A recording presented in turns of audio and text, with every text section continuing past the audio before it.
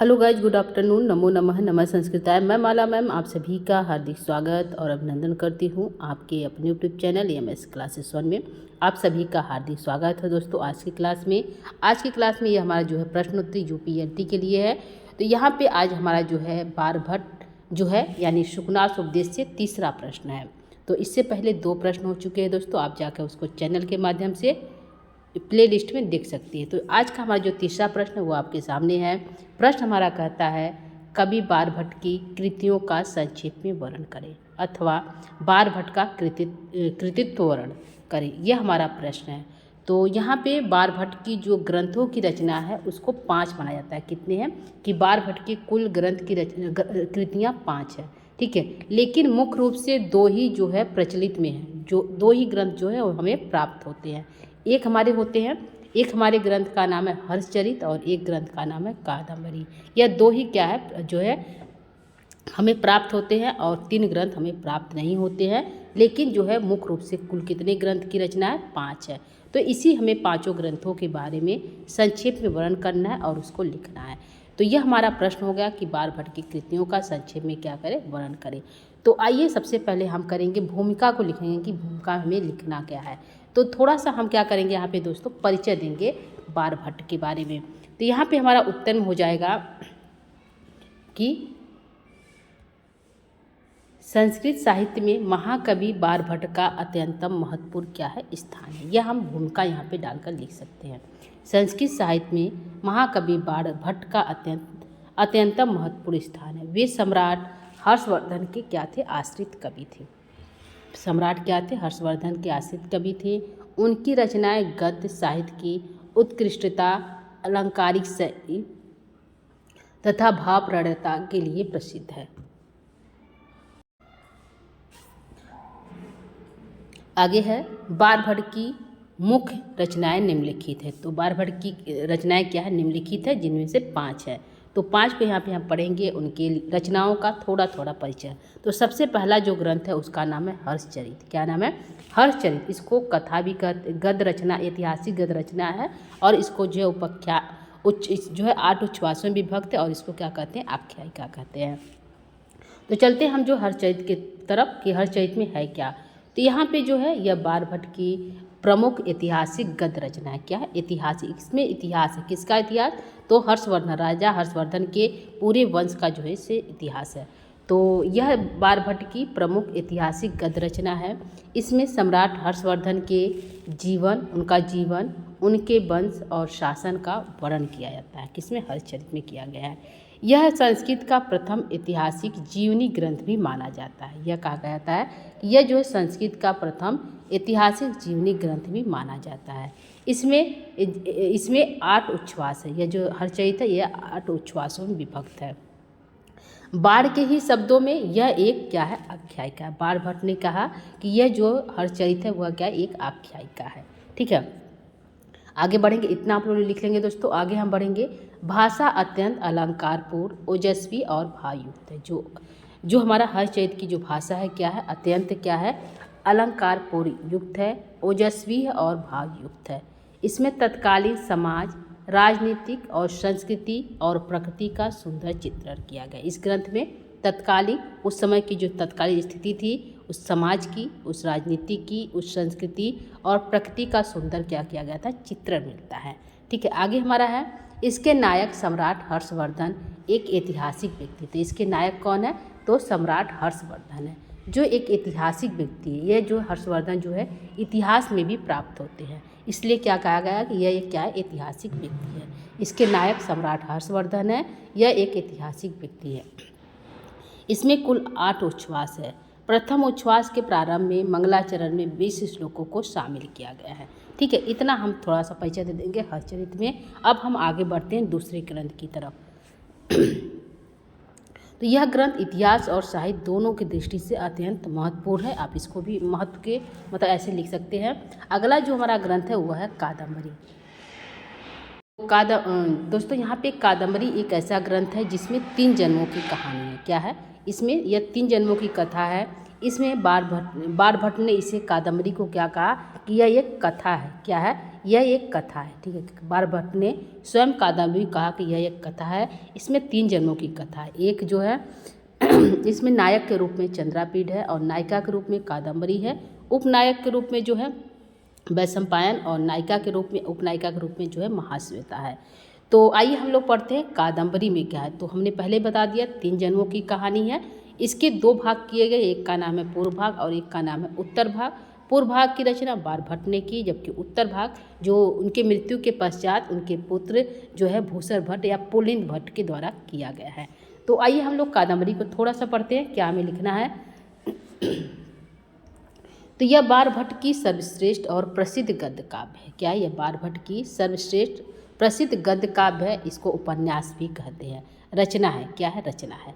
इसे संस्कृत साहित्य का सर्वोत्कृष्ट गद्य काव्य, इसकी वस्तु काल्पनिक है, अतः बाण ने स्वयं इसे क्या कहा? कथा की संज्ञा दी। बारभट्ट ने इसे स्वयं जो है कादम्बरी को कथा की संज्ञा दे दी कि कादम्बरी क्या है? एक कथा है। आगे हम बढ़ते हैं। कथा प्रेम पुनर्जन्म, ये जो कादम्बरी में हमारे क्या है? तो इसमें जो है कथा है, प्रेम कथा है, पुनर्जन्म है, 3 जन्मों की कहानी है और अलौकिक घटनाओं पर आधारित है।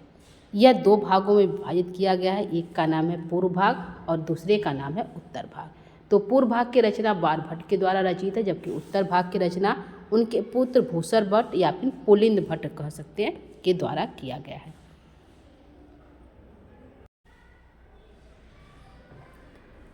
कादम्बरी की कथा अत्यंत विस्तृत और जटिल है। कादम्बरी कथा कैसी है दोस्तों? तो अत्यंत विस्तृत और क्या है? जटिल है। इसमें कई उपशाखाएं जुड़ी हुई, इसमें जो है इस कहानी में कई उपशाखाएं यानी कई कथाएं जुड़ी हुई, जैसे कि लक्ष्मी, शूद्रक इत्यादि की भी कथाएं जुड़ी हुई है, सुख का और जो है जबाली का इत्यादि की जो उपकथाएं भी इसमें जुड़ी हुई होती है। यही है, कादम्बरी की कथा अत्यंत विस्तृत है और जटिल है। इसमें कई उपकथाएं जुड़ी हुई है। इसकी मुख्य कथा चंद्रापीठ और कादम्बरी के प्रेम पर आधारित है। तो थोड़ा सा हम इसकी कथा को जान लेते हैं हल्का सा। तो यहाँ पे है, कथा की शुरुआत राजा तारापीठ और उसके पुत्र चंद्रापीठ से होता है। किसकी? यह जो कथा है सुखनासोपदेश। चंद्रापीठ अपने मित्र वैशंपायन के साथ वन में जाते हैं। ठीक है, वहाँ उनकी भेंट एक तपस्विनी महाश्वेता से होती है, जो अपने प्रेमी पुंडरीक के वियोग में दुखी रहती है। आगे चलकर चंद्रापीठ की भेंट सुंदर राजकुमारी कादम्बरी से होता है और दोनों में प्रेम हो जाता है। ठीक है, यहाँ ये सब पता है आप लोग को, इसको लिख सकते हैं। कथा में पुनर्जन्म, प्रेम, वियोग और मिलन की घटनाएं अत्यंत रोचक ढंग से प्रस्तुत किया गया था। एक इसमें क्या किया गया? ये जो कादम्बरी है इसमें जो है कथा में पुनर्जन्म, प्रेम, वियोग और मिलन की घटनाएं अत्यंत रोचक ढंग से क्या किया गया? प्रस्तुत किया गया है। ठीक है, यह जो हो गया थोड़ा सा। आगे जो है इसके महत्व में हमें थोड़ा सा लिख देना है कि यह संस्कृत गद्य साहित्य की अमूल जो है धरोहर मानी जाती है। तो ये थोड़ा सा आप जो है कादम्बरी के बारे में लिख देंगे तो ये समझ में आ गया होगा दोस्तों। उम्मीद करती हूँ कि इतना समझ में आ गया होगा कि जो है कादम्बरी के बारे में हमें थोड़ा सा लिखना है कि आखिर कादम्बरी में है क्या। आगे हम बढ़ते हैं तीसरे ग्रंथ की तरफ, जिसका नाम है हमारा चंडी शतक। तो चंडी शतक एक ऐसा ग्रंथ है जिसमें जो है चंडी जो माता देवी होती है, माता देवी, वो चंडी का रूप धारण करती है। ठीक है, तो उन्हीं के बारे में बताया गया है, चंडी का रूप धारण करती हुई, तो इसलिए उसका नाम है, ग्रंथ का नाम है चंडी शतक। चंडी शतक में बारभट्ट ने 100 यानी कम से कम 100 या 102 ग्रंथ श्लोकों की रचना की है। तो इसके बारे में क्या लिखना, थोड़ा सा इसको पढ़ लेते हैं दोस्तों। तो यहाँ पे है, कुछ विद्वान बारभट्ट को चंडी शतक का रचयिता मानते हैं। कुछ विद्वान मानते हैं, लेकिन मतलब कुछ विद्वान मानते हैं कि चंडी शतक के रचनाकार है वो कौन है, जो है बारभट्ट है। इसमें देवी चंडी की स्तुति की गई है। जो चंडी माता चंडी होती है उनकी क्या की गई, स्तुति की गई है। कितने श्लोकों में, तो 100 भी कर सकते हैं, 102, कहीं कहीं 100 प्राप्त होता है, कहीं कहीं 102 श्लोक प्राप्त होते हैं। यह जो है जो श्लोक है वह कौन से छंद में है, तो सादुर विक्रीडित छंद में यह श्लोक लिखे गए। 102 जितने भी चंडी शतक के श्लोक है उसमें छंद की बातें करते हैं, तो इसमें जो है सादुर विक्रीडित छंद है। इसमें भक्ति और काव्य सौंदर्य का सुंदर समन्वय मिलता है। जो चंडी शतक है इसमें बारभट्ट ने भक्ति और काव्य सौंदर्य का सुंदर समन्वय किया है। ठीक है, चंडी शतक का मुख्य विषय देवी चंडी की स्तुति और उसके द्वारा असुरों के वध का वर्णन है। तो चंडी शतक का क्या है, मुख्य विषय क्या है, देवी चंडी की स्तुति और उसके द्वारा असुरों का वध का वर्णन किया गया है। यही जो है चंडी शतक की मुख्य कथा है।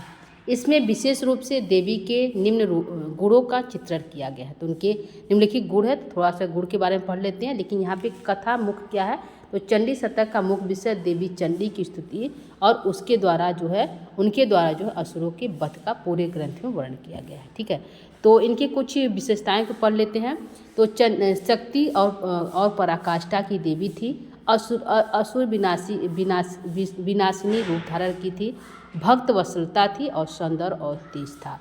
तो आप ये हेडिंग डालकर इसको लिख सकते हैं, शक्ति और पराक्रम। देवी को समस्त शक्तियों की अधिष्ठात्री बताया जाता है।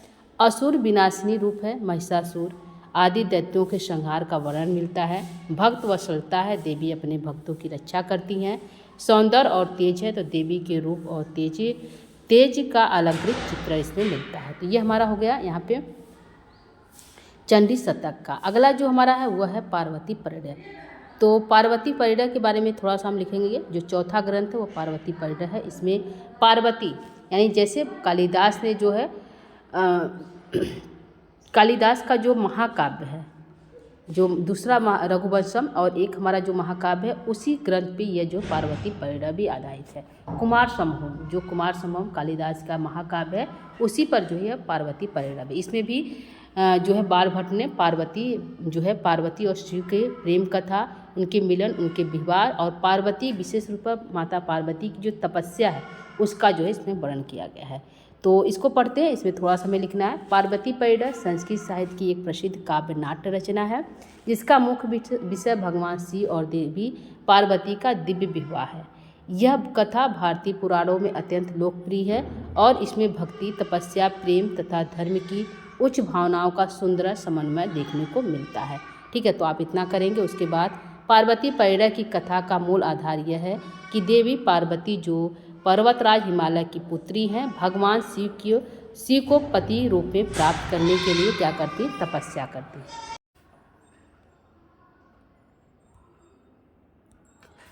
यहाँ पे दोस्तों हमारा जो है पार्वती परिणय की कथा का मूल आधार यह है कि देवी पार्वती जो पर्वतराज हिमालय की पुत्री है, भगवान शिव को पति के रूप में प्राप्त करने के लिए कठोर क्या करती, तपस्या करती हैं। अगला जो है पार्वती परिणय कि केवल एक पौराणिक कथा नहीं बल्कि यह प्रेम, तपस्या और श्रद्धा का प्रेरणादायक आदर्श है। इसमें यह संदेश मिलता है कि सच्चे संकल्प और भक्ति से किसी भी लक्ष्य को प्राप्त किया जा सकता है। यह हमारा हो गया जो है पार्वती परिणय। तो पार्वती परिणय सेम जो है कुमार संभव की तरह है, जो कथा उसमें वही इसमें भी है। तो आप थोड़ा सा इसको लिख सकते हैं। ठीक है, अगला जो हमारा ग्रंथ है उसका नाम है मुकुट तारिक। ठीक है, तो मुकुट तारिक जो ग्रंथ है वह जो है बाणभट्ट की रचना है। इसको हम पढ़ते हैं, इसमें आखिर है क्या, तो इसको जान लीजिए। जो हमें लिखना है इनके परिचय के बारे में। तो मुकुट तारिक संस्कृत साहित्य की एक प्रसिद्ध नाट्य रचना मानी जाती है। क्या है, एक नाट्य रचना मानी जाती है। यह एक प्रहसन यानी हास्य प्रसाद प्रधान नाटक है। क्या है यह, क्या एक हास्य प्रधान नाटक की श्रेणी में आता है, जिसमें समाज की विसंगतियों, पाखंड और आडंबर पर व्यंग किया गया है। जिसमें क्या किया गया है, इस ग्रंथ में समाज की जो विसंगतियां हैं और जो पाखंड है, जो आडंबर है, उसमें जो है व्यंग किया गया है। इस प्रकार की रचनाओं का उद्देश्य केवल मनोरंजन ही नहीं बल्कि समाज को सही दिशा दिखाने भी होती है।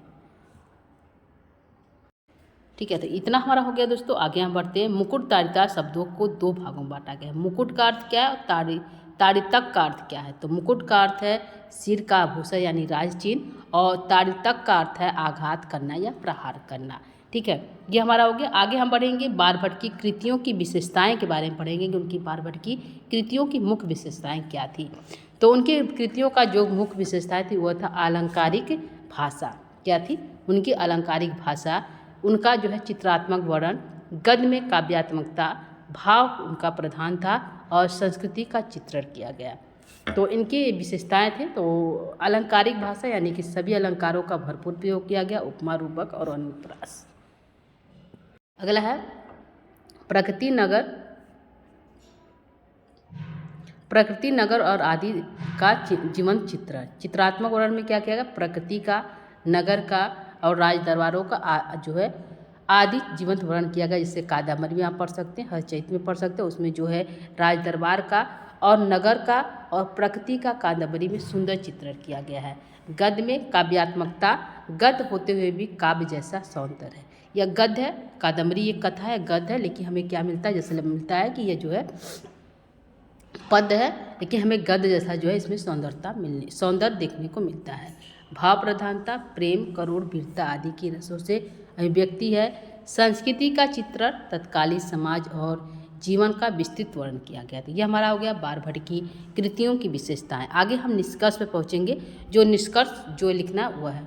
तो यहाँ पे निष्कर्ष हमारा है दोस्तों, बारभट्ट का कृतित्व संस्कृत गद्य साहित्य की अमूल्य निधि है। बारभट्ट की जो कृतित्व संस्कृत है गद्य साहित्य की क्या है, अमूल्य निधि है।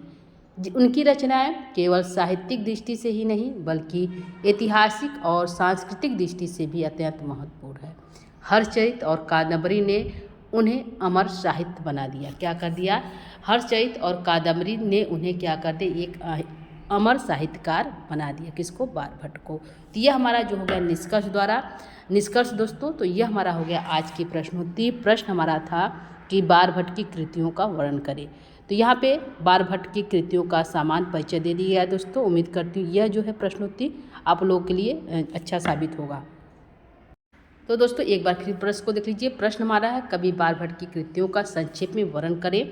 तो संक्षेप में पहले ग्रंथ 5 है। एक का नाम है हर्षचरित, दूसरे का नाम है कादम्बरी, तीसरे का नाम है चंडी शतक, चौथे का नाम है जो है पार्वती पैड़ा, और पाँचवें का नाम हमारा जो है लास्ट में जो है पाँचवा है, उस ग्रंथ का नाम हमारा है कि मुकुट ताड़िका। तो ये 5 ग्रंथ है। तो पांचों का आप जो है थोड़ा थोड़ा परिचय लिखेंगे। आप अपनी भाषाओं में भी लिख सकते हैं। कादम्बरी का आपको कथा पता है तो उसको पढ़ने की जरूरत नहीं, आप उसको लिख सकते हैं।